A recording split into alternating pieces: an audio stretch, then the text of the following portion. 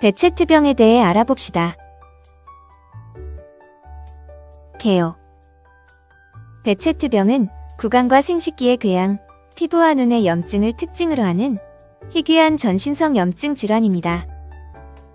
구강, 생식기 및 피부의 증상은 자연적으로 치유되기도 하지만 특별한 이유 없이 재발하기도 하며 눈을 싸고 있는 외측 섬유건 막에 생긴 염증인 흡포도막염이 생기기도 합니다.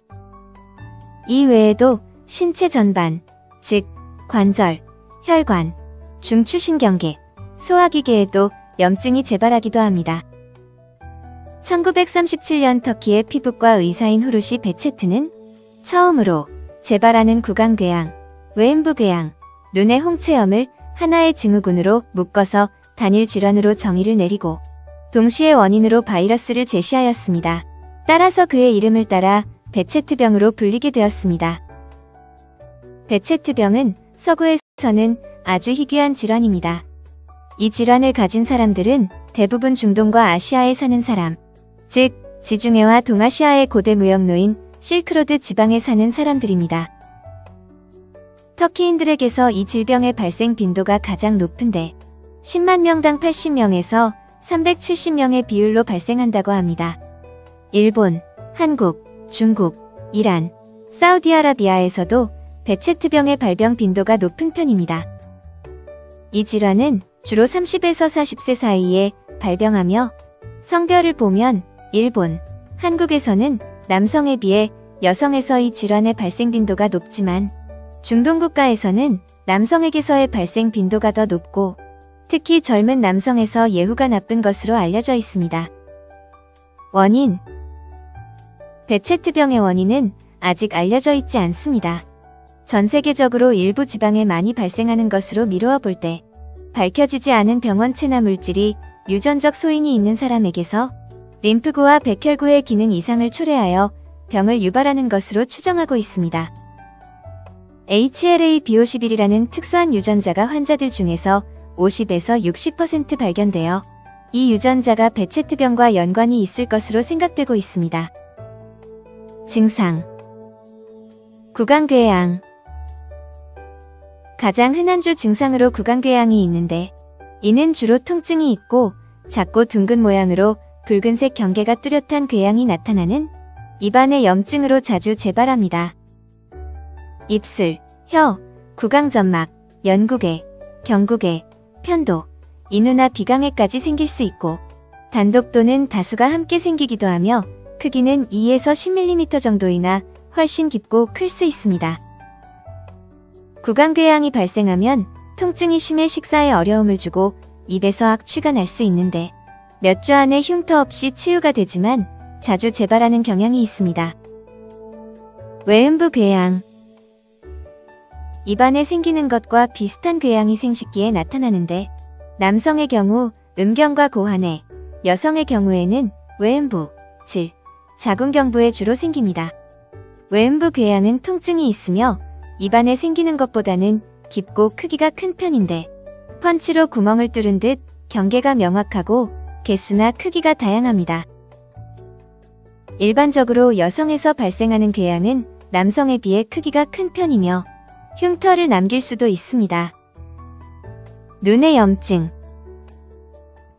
흡포도막염, 홍채선모체염, 맥낭막막염 등 눈의 여러 부분에 염증이 생길 수 있으며 대개 통칭하여 포도막염이라고 합니다. 눈의 염증은 면역억제제로 치료하면 치유되지만 반복된 염증으로 시력이 감소하거나 여러 해 동안 반복되면 완전히 실명할 수 있으므로 매우 잘 관리해야 합니다. 피부병변. 다양한 피부병변이 나타날 수 있는데 주된 것들은 결절홍반, 다형홍반 모양 발진, 여드름 모양 농포진, 고름피부증, 혈전정맥염 등입니다. 결절홍반은 주로 여성들의 다리 앞쪽에 생기는 붉은 통증이 있는 염증성 결절로 저절로 없어지지만 피부색 변화와 함께 흐린 흉터를 남길 수 있습니다. 또한 바늘을 사용한 폐설지 검사에서 농포가 형성되는 양성 반응이 보일 수 있습니다. 관절 증상. 관절이 반복적으로 붓거나 아프고 보통 무릎이나 발목을 잘 침범합니다. 베체트병 관절염의 특징은 관절이 지속적으로 아프지 않고 일시적 혹은 반복적으로 발생하는 것인데 심한 경우에는 오래 지속되는 경우도 있습니다. 하지만 류마티스 관절염과 달리 진행되어 관절의 변형을 일으키는 경우는 거의 없습니다.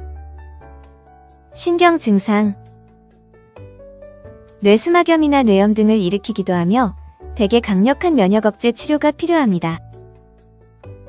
환자에 따라서는 동맥이나 정맥의 염증으로 혈전이 생성되고 그로 인해 뇌졸중이 발생하는 경우도 있습니다. 소화기 증상. 대개 대장과 소장이 만나는 부위에 궤양이 잘 생기며 다른 부위에 대장궤양이나 위궤양이 발생하는 수도 있습니다.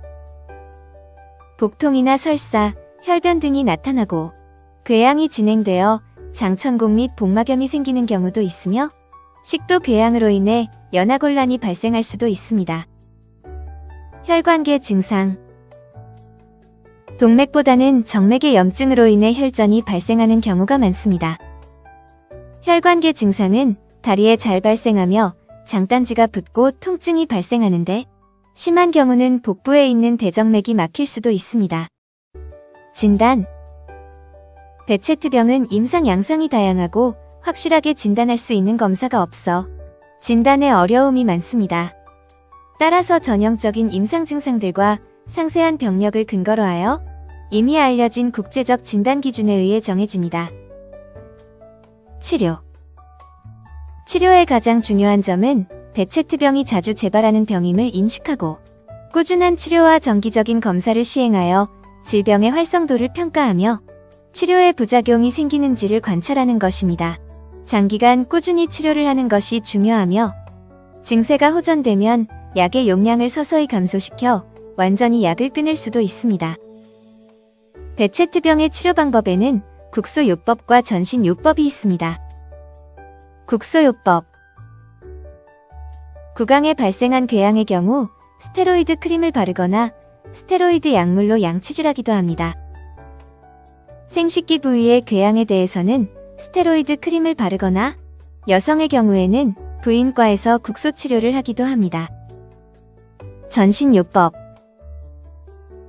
베체트병 치료에는 1차적으로 콜치신이 사용되는데 효과가 좋고 저용량으로 사용하는 경우에는 부작용이 적은 약입니다.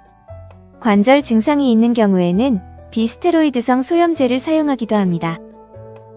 증상에 따라서는 설파살라진, 아자치오프린, 사이클로스포린 등의 면역 억제제도 사용할 수 있는데 이러한 약제들은 골수 기능을 억제할 수 있고 면역 기능이 억제될 수 있으므로 정기적인 혈액 검사, 간 기능 검사, 소변 검사 등을 시행하면서 사용해야 합니다. 베체트병의 증상은 사람에 따라 매우 다양하게 나타나므로 환자의 주요 증상에 따라 치료 약물은 달라질 수 있습니다. 지금까지 베체트병에 대해 설명드렸습니다. 감사합니다.